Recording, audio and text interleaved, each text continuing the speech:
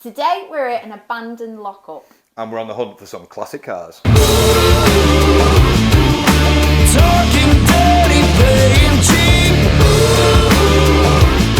I know I'm in too deep. Running out of kryptonite to take you through the night. To take you through the night.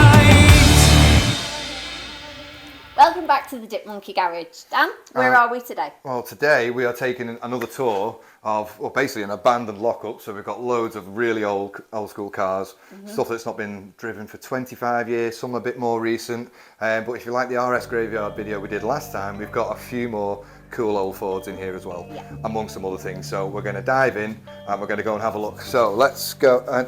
Nothing that way, it's this way.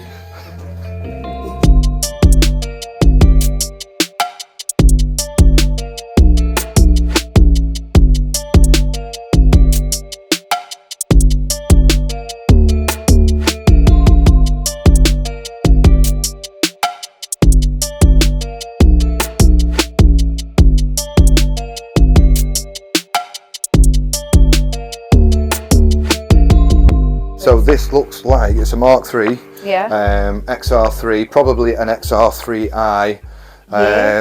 So it's not got, it won't be a car, it'll be a fuel injected model, unlike the XR2 behind us.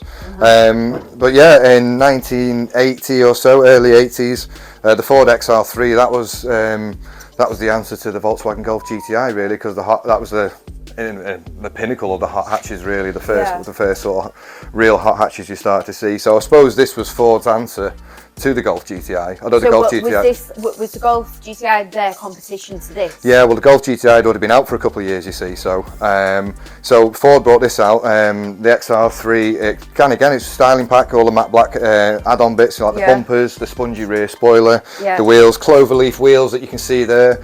So again, it's very much an aesthetic styling sort of model.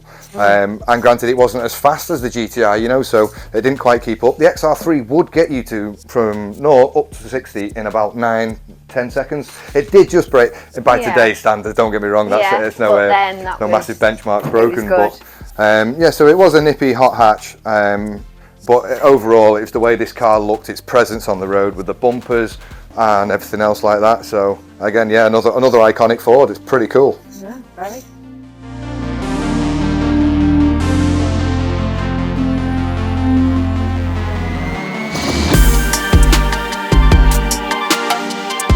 So we've got into the Audi Quattro, have a little look under the bonnet. Engine looks like it's pretty much intact. It's had a bit of damage at the front. It's pretty much that 5-cylinder turbo is there. Wow, what a car. So this car, I'm not sure what year it is, but I think these were made for about 10 years, maybe 11. That's so right. Like 1980 onwards, and I think like the last production ones would have been 1991. Right. But the Audi Quattro is a rare car. And I think there was only ever about 12,000 of these ever made. So it really is, that's a low numbers car. So it is a low numbers car. By no means is it common. But then again, I suppose there's that bit of a homologation side of it for the rallying, wasn't there, really? Yeah, so that's right, it was. There was a short wheelbase one. What was that? What was the S1 Group B. That was, yeah, because that was like the shorter one, wasn't Short it? wheelbase, really light, basically scaffolding with a donkey on it. Basically, they were lethal. Who was the driver for that? Not sure who drove the S1, but the main Quattro driver that brought him into legendary status was Walter Roll. Oh, German right, okay. driver, no less. Wow. But this particular version, being the UR, Turbo UR, is the bee's knees. Yeah, looks it's the one to have. And it's been sat here for about 25 years. Yeah, done up, these cars fetch mega money. That's pretty cool. So, there's a rare unicorn, this thing. So there you go. So there's a little look inside the Audi Quattro.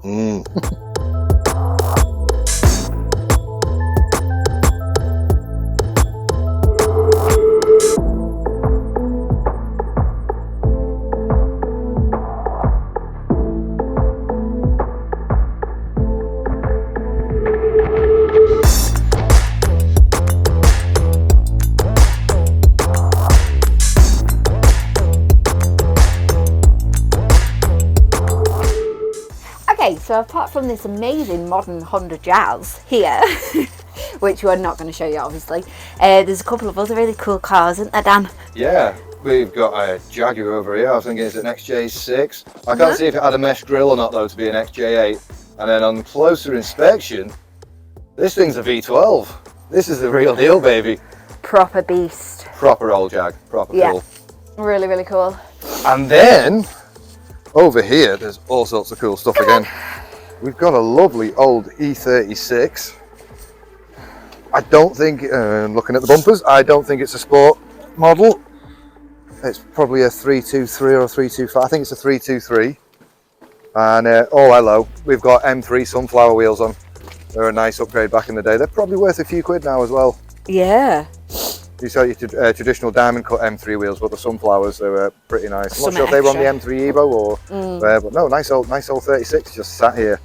MR2. Wow, Mark II MR2. Let's see if we can get the cover off, Claire. You're having underneath. Okay. It's only a bit of top.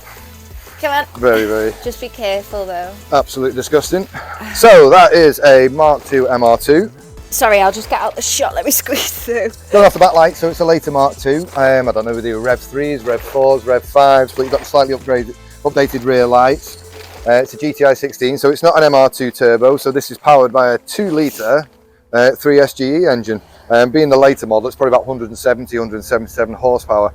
But in a car this small that weighs that much, what a fantastic little nippy Japanese sports car. They were fantastic. And then little Fiesta. Back into the iconic Ford again. So again, another XR2 here in white. Windows down. No. Windows down. God knows what this state of that one's going to be underneath. I know. All the XR2 trimmings, pepper pot alloys. Do you know what though? You can just see how long these have been here, because obviously the owner he had tarped them up, covered them up, just to keep them off the elements as much. But even the tarp's like disintegrated. It's just ruined completely. But there was intent there. Obviously, life circumstances have changed, so years have gone on. But there was intent there to keep these pretty. These kind of cars in this sort of age, and the kind of cars you don't really see anymore, even from the E36s, they're quite rare now. Yeah. Mark II MR2s, you just don't see them on the road. They suffered a lot with rot issues and subframes and everything underneath. But this kind of reminds you when we were 17, 18, used to meet up with your mates. One of your mates always had an E36 convertible, and one of them always fancied something else, like an MR2. Taking us back to our just takes you back a little bit, but days. super cool to see.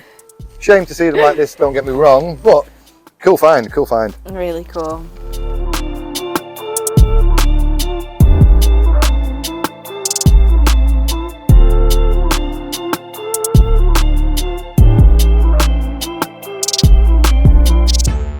We're going to take you through to this second unit. When you go in here, it looks like there's no cars in here, but you'll be surprised, they're well hidden. So come through. On the way in. So on the way in, first we can spot this mango coloured Escort. Yeah, Mark II Escort. I think it was signal yellow, signal orange or something like that. Yeah, sorry, I can't show you any more of it, other than it's got the hella lights on the front. And that is about it really. I can show you because it's under so much stuff. You might have to try and and I don't want to disturb it too much. You might have to try and get them uncovered a little bit. I know, but there's just so much stuff.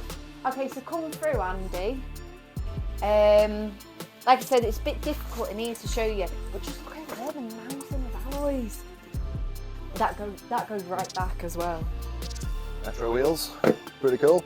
And so, believe it or not, under here, that's supposed to be a Mark I XR2. So we've seen the two Mark IIs outside, and literally under all this is a Mark I.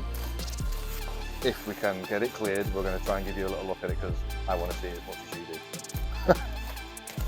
I'm not right. We'll come back to that one. Okay, so come through. What's through here? Oh, there's so much stuff. Okay, mind this engine by your feet. Whoa. Okay, in here, believe it or not, there is 3 cars, Dan. I think. Oh, Dan. There's I've a literally just gone to point out there's an Escort RS Turbo bootleg, but if you look behind everything, the rest of the car is actually still attached to it. Okay, just looking at the bare shape of this with everything on it, what is it? Yeah, I'm Triumph. testing you. I'm going off that What back is end it? of the light setting. Stag that is, gotta be. How does he know Triumph, that? yeah. Triumph. Oh yeah, I forgot I had the emblem on the bumpers on them. Quite a nice old touch. You don't see that kind of thing anymore. That's pretty cool. Vintage. So we've got, if I look at it, Series 2 RS Turbo, Triumph Stag, and again there is one more car. Mercedes. Under here. We're going to have to get these uncles to have a proper look. So what is it? Have a look. Chrome bumper car. Yeah. Oh my god. Am I right? It is a Merc. That's an old SL. Wow. That's a really old SL. Oh! Oh! Oh, Rover 214 back like. Ah! Careful. I'll put that somewhere else. Okay, please do.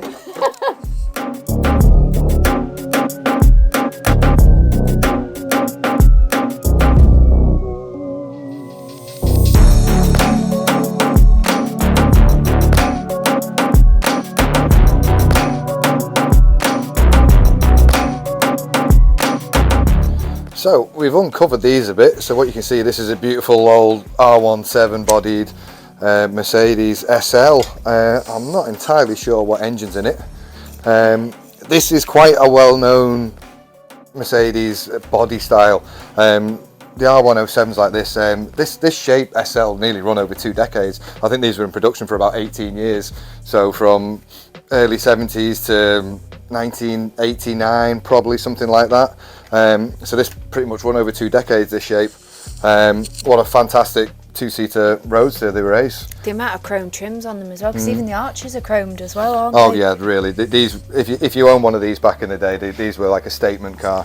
Even the base models, these come with like an inline 6-cylinder. It was like a 2.8 litre, and then you got like the 450s and the 5. I think they did a 500 in this shape as well, with the V8 models in them as well. But what a seriously beautiful, cool old car. So pretty, isn't it? It's just really pretty. So I thought we were the other way round until I uncovered it and realised we were working from the boot. Nope, that's its butt. The Triumph's really, really cool. Have you seen the sticker as well? It was originally in the club. Ah, Stag Owners Club. Yeah, yeah. Wow. So So cool, old isn't Triumph Stag, and if you look, so this is a convertible as well. This is a roadster, and it's actually got the hardtop on it as well, of a fashion, kind of sat in with a few bits of trim missing. But wow.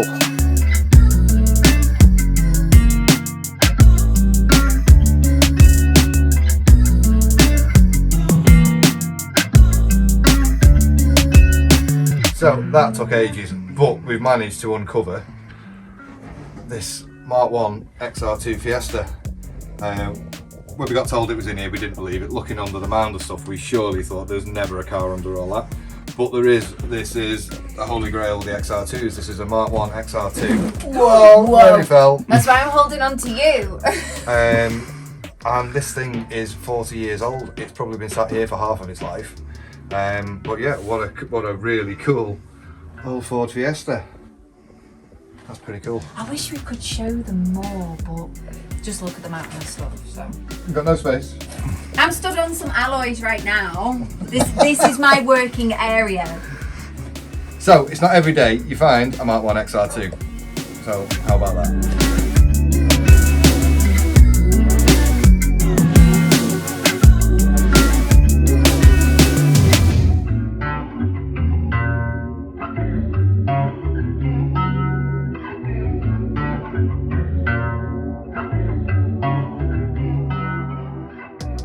What a cool day.